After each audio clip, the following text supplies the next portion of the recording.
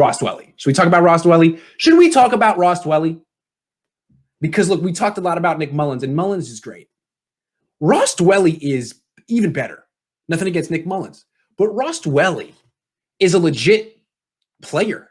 I mean, not that Mullins isn't. What I'm trying to say is Mullins showed that right now he is at minimum, the best backup in the league. And at tops, he's getting into that starter caliber category. I'm sure a lot of teams around the league looked at Mullins and were like, God, I wish we could have a guy like that. I would take a guy like that right now. Dwelley looked like a guy who could start for most teams.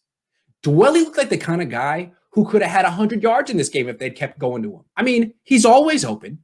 He always catches the ball. And he gets yards after the catch, too. He's so solid. He is so solid. I mean, he's not a top 10 tight end in the league, but he might be top 20. He might be top 15. His hands are just so sure. It's not that his hands are great. I hate that expression. Hand-eye coordination. Superb hand-eye coordination. He tracks the ball extremely well, and he's experienced catching the ball. Why don't they go to him? Oh, Fran 49ers getting real upset because, look, dude, I'm sorry. I think the dude's really good. He hasn't gotten the opportunity, so you can't say he's definitely top 20 because what does he have, like 20 career catches? But whenever he gets his opportunities, he comes through. I'm projecting here. But I really think he's a hell of a player.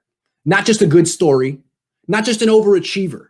If Jordan Reed misses next game and the Niners tight ends are Ross Dwelley and Charlie Warner and they got to throw to give him 8 targets. Give him 10. When have you ever seen Ross Dwelley in a game and be like, he doesn't know what he's doing? He's overmatched. Never. He's another guy like Nick Mullins who isn't flashy. But what I thought was so impressive about Ross Dwelley today were the plays he made after the catch. I know he can catch the ball.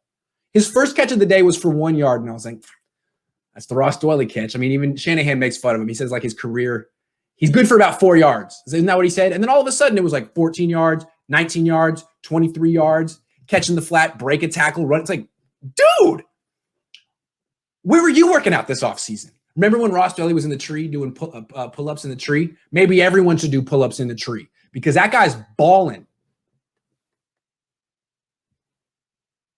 I mean, all of a sudden, Dwelley and Ayuk seems like one hell of a 1-2 punch. You could do worse than Dwelley and Ayuk. Really? With Kendrick Bourne as a number 3 guy? Or Dwelley as a number 3 guy? It's not bad. Going into the game, I was like, man, Daniel Jones has way better receivers to throw to than Nick Mullins. And by the end, I was like, Daniel Jones doesn't have Ross Dwelley.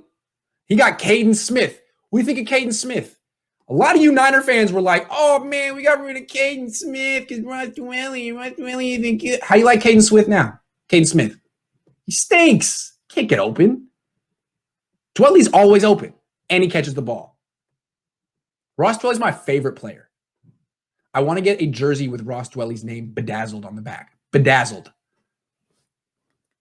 Can someone hire me as a scout already? Because I discovered Ross Dwelley, and I also developed him. I was his coach, his life mentor. Come on, someone hire me as a scout. I nailed that.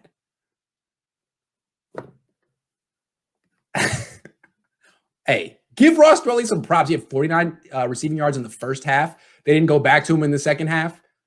Because why would you? And you don't want to. That's the secret weapon. You can't show the whole league how great of a player Ross Dwelley is. You can't let everyone know that actually he's better than George Kittle. Because then people would start game planning for Ross Dwelley. You don't want that yet.